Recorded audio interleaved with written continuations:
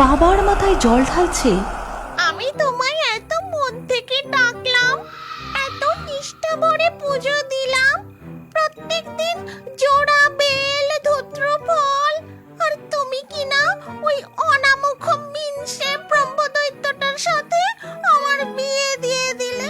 আমি তোর ডাকে সন্তুষ্ট হয়েছি, তাই আমি স্বয়ং তোর বিবাহের প্রস্তাব নিয়ে এসেছি। বিয়ে যদি করতেই হয় তবে আমি ওকেই করব, না হলে কিন্তু।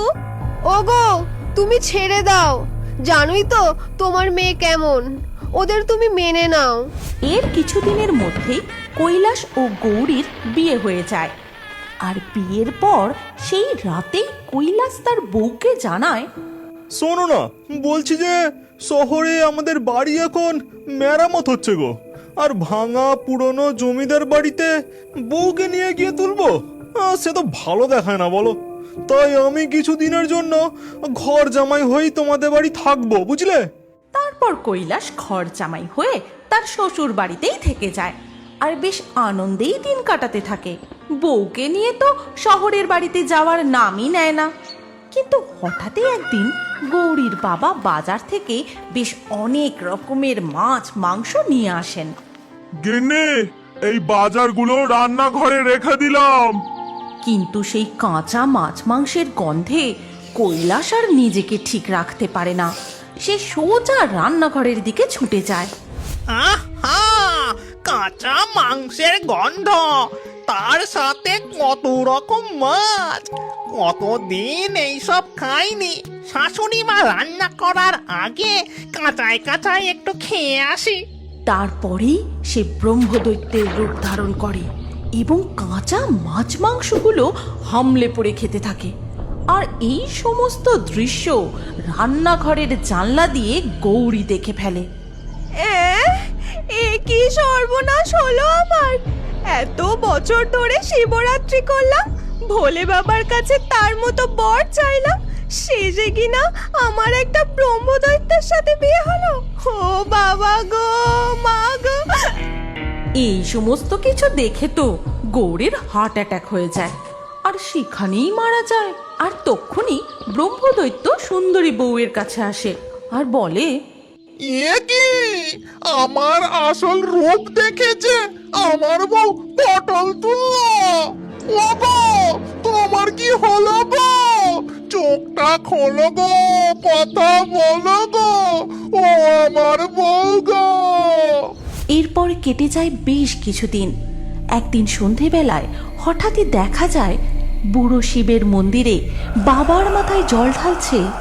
আমি তোমায় এত মন থেকে ডাকলাম, এত নিষ্ঠা ভরে পুজো দিলাম, প্রত্যেকদিন জোড়া বেল ধূত্র ফল, আর তুমি কিনা ওই অনামুখ মিনসে ব্রহ্মদৈত্যটার সাথে আমার বিয়ে দিয়ে দিলে। আর ওর ওই আসল রূপ দেখে আমি তো মরেই গেলাম। আর আমি কিচ্ছু শুনবো না, এবার আমার পুরো তোমার মতোই বর চাই, চাই চাই, কিচ্ছু শুনবো না আমি। এবারেও ওই ডাইনির সব কথা বাইরে দাঁড়িয়ে শুনছিল সেই ব্রহ্মদৈত্য। আর সব শুনে তার মাথায় এক দুষ্টু বুদ্ধি আসে আর সাথে সাথে সে ভোলা মহেশ্বরের রূপ ধারণ করে। তারপর বলে, আমি তোর ডাকে সন্তুষ্ট হয়েছি, তাই আমি স্বয়ং তোর বিবাহের প্রস্তাব নিয়ে এসেছি। ও বাবা, আমি কি ঠিক দেখছি? স্বয়ং মহাদেব আমাকে বিয়ে করতে চান? তবে আর এক মুহূর্তও দেরি করব না, আজ রাতেই আমাদের বিয়ে হবে। সাথে সাথেই ওই ডাইনি বিয়ের সমস্ত আয়োজন করে ফেলে আর বিয়ের পিঁড়িতেও বসে যায়। ডাইনির এই সমস্ত কার্যকলাপ স্বর্গ থেকে বসে মাতা পার্বতী দেখতে থাকেন। এ কি, এ আমি কি দেখছি? ওই বদমাস ব্রহ্মদৈত্যটা আবার মহাদেবের রূপ ধারণ করে ছলনা করছে। এত বড় সাহস! এই বলে মাতা পার্বতী প্রচণ্ড রেগে গিয়ে মহাকালীর রূপ ধারণ করেন।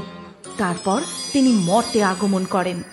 ব্রহ্মদৈত্য, তোর সমস্ত কীর্তিকলাপ আমি স্বর্গ থেকে দেখেছি।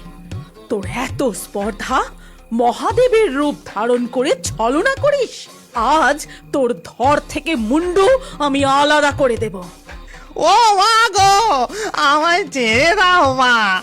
সারাটা জীবন বিয়ে হলো না, তাই বউয়ের লোভে আমি এই কাজ করেছি। আমার বড় অন্যায় হয়ে গেছে মা। আজ তোর কোনো ক্ষমা নেই। মুন্ডচ্ছেদ আমি করেই ছাড়বো। মা কালীর এই কথা শুনে শিবরূপী ব্রহ্মদৈত্য ভয়ে দৌড়তে থাকে। তার পিছু পিছু মা কালী হাতে খাড়া নিয়ে তাড়া করে। তারপরে হঠাৎ করে পা পিছলে পড়ে যেতেই ব্রহ্মদৈত্য তার আসল রূপে ফিরে আসে। আর তখনই মাতা পার্বতী খাড়া দিয়ে ব্রহ্মদৈত্যের গলায় কোপ বসাতে যান। অমনি সেখানে দেবাদিদেব মহাদেবের আগমন ঘটে। সেই মুহূর্তে ডাইনিও সেখানে আসে। শান্ত হও পার্বতী, ব্রহ্মদৈত্যকে ছেড়ে দাও। জীবিতকালে গৌরী লোভে পড়ে কোনো কিছু বিচার বিবেচনা না করেই বিয়ে করায় মস্ত বড় ভুল করেছিল। আর বারবার ছলনা করে ব্রহ্মদৈত্য অন্যায় করেছে। তাই এখন দুজনকেই শাস্তি পেতে হবে। আর শাস্তি হলো ডাইনি ও ব্রহ্মদৈত্যকে বিয়ে করে সংসার করতে হবে। মহাদেবের আদেশ মতো ডাইনির সাথে ব্রহ্মদৈত্যের বিয়ে হয়ে যায়। তারপর মাতা পার্বতী মহাদেবকে সঙ্গে নিয়ে স্বর্গে ফিরে যান। এদিকে ব্রহ্মদৈত্য আর ডাইনিও সুখে শান্তিতে সংসার করতে থাকে। এই গল্পের পরবর্তী পর্ব যদি তোমরা দেখতে চাও তাহলে কমেন্টে নেক্সট পার্ট অবশ্যই লেখো।